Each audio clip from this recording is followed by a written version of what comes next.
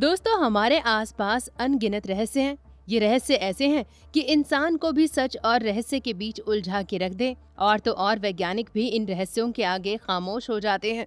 ऐसा ही एक रहस्य है उत्तर प्रदेश के कानपुर के पास, जहां दावा किया जाता है कि अश्वत्थामा जीवित है।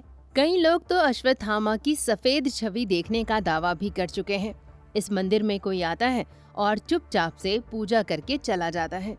ऐसे में आइए जानते हैं कि ये चमत्कार कौन करता है और अगर अश्वत्थामा जिंदा है तो कहाँ है। आखिर महाभारत के युद्ध में ऐसा क्या हुआ था जिसकी वजह से आज भी अश्वत्थामा जीवित है।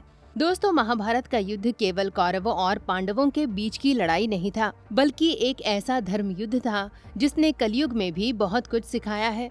इनमें से एक नाम अश्वत्थामा का भी है, जो आज भी जिंदा है और लोगों का मानना है कि अश्वत्थामा आज भी जंगलों में भटक रहे हैं।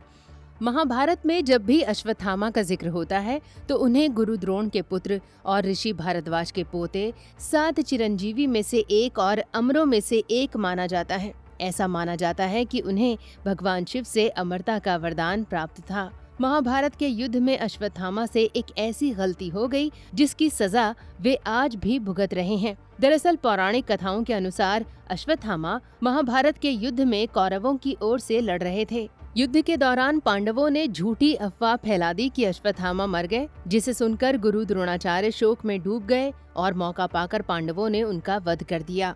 महाभारत के अनुसार द्रोणाचार्य पर जातिगत भेदभाव, कर्ण और एकलव्य के प्रति अन्याय और शिक्षा से वंचित करने का आरोप था।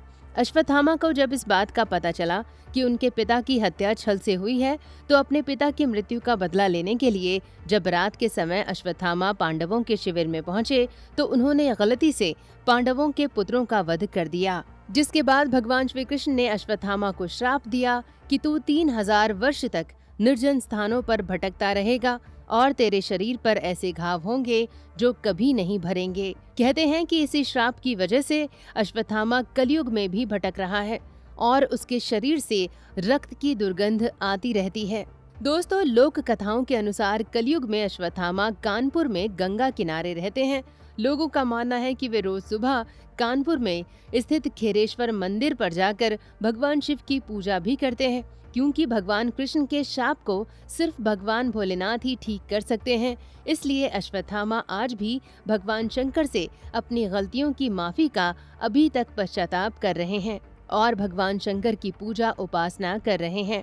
लोग तो इस मंदिर में सफेद छवि देखने का भी दावा कर चुके हैं। देखने वाले बताते हैं कि यहाँ इस खेरेश्वर मंदिर में एक 10 फीट का इंसान आता है और पूजा करके चला जाता है। लोगों का मानना है कि ये भटकता इंसान कोई और नहीं बल्कि अश्वत्थामा ही है, जिसने भी अगर इस छवि को देखा तो वो या तो जिंदा नहीं बच पाया या उसकी मानसिक स्थिति सदैव के लिए खराब हो गई।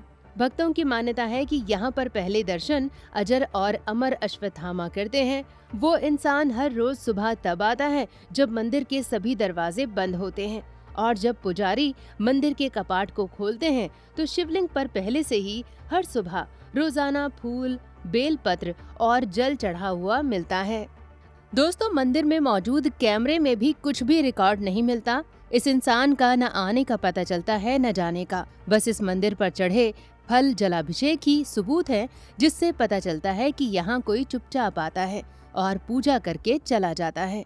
इस रहस्यमयी इंसान को जानने के लिए वैज्ञानिक कई कोशिशें कर चुके हैं, लेकिन फिर भी वैज्ञानिकों के हाथ खाली ही हैं।